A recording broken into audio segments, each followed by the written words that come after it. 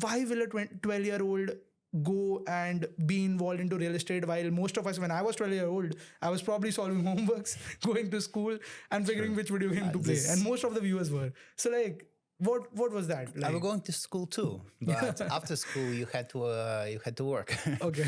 Yeah, so nothing super surprised, but super surprising, but it's super easy.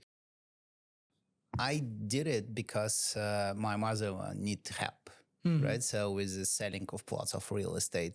So we were very poor, very poor. Not extremely poor, but very poor. You've seen difficult times.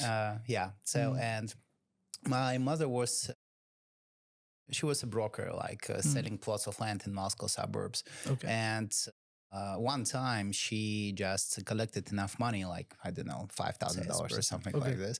And she bought a piece of land, like small piece of land. And she wanted to resell it. So, and nobody wanted to buy. So she made like 60 viewings of this plot of land. Nothing happened. And new buyer would like to see it. And she said, like, go and just make a viewing. So yeah, and I will.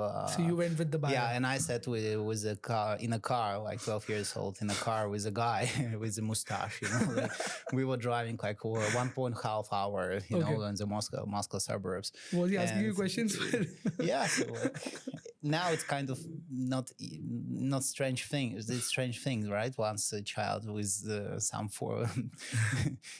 with some man in a car and driving somewhere, but that day it was okay. Yeah, and I was telling him like a story about this plot of land, and I was able to sell it. So not like I didn't sign the paper for sure, but he bought it, and yeah, I got the cheeseburger as a reward. No, but like, you know, like real estate is something which is very much focused around trust. So like, as a 12-year-old, what did you do differently, or something came, you learned something, you saw something, or it came from inside? How was it? Like, how did that happen? Like, you know, to convince a man to buy a plot of land, that's an investment. It's a funny story. So you call it luck or skill? It's a funny story because in this plot of land, one guy killed himself as a suicide. That's why my mother couldn't sell it. So because every buyer just visited this plot of land, just walking around their neighborhood, right? So, and they told him the story. They told them the story. So nobody wanted to buy. And once I was driving with this guy in a car, I told him the whole story. So I said, yeah, so in this plot of land, one guy just suicided himself. But the plot of land is great and it's cheap. He said, okay, we're already driving this way, so young guy, he could put me out on the road for sure. But yeah, and that I was fair, and so like you were honest about it. Yeah, I was honest about it. That's why like the guy bought it, I think. So you were honest. That is why. So I would say that a small takeaway from this would be that in sales, honesty is very important.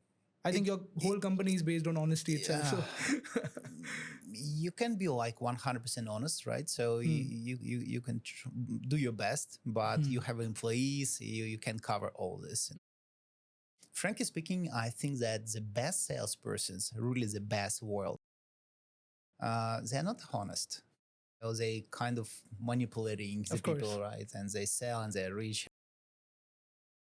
But it depends. Once you're a lone salesperson, you know, you're the one running the show. You're just one guy running the show. Probably being honest is not the best strategy, you know, for you to become rich. But if you run a company and you build like a brand, you build like a trust between like a lot of people and employees, honesty is number one for sure.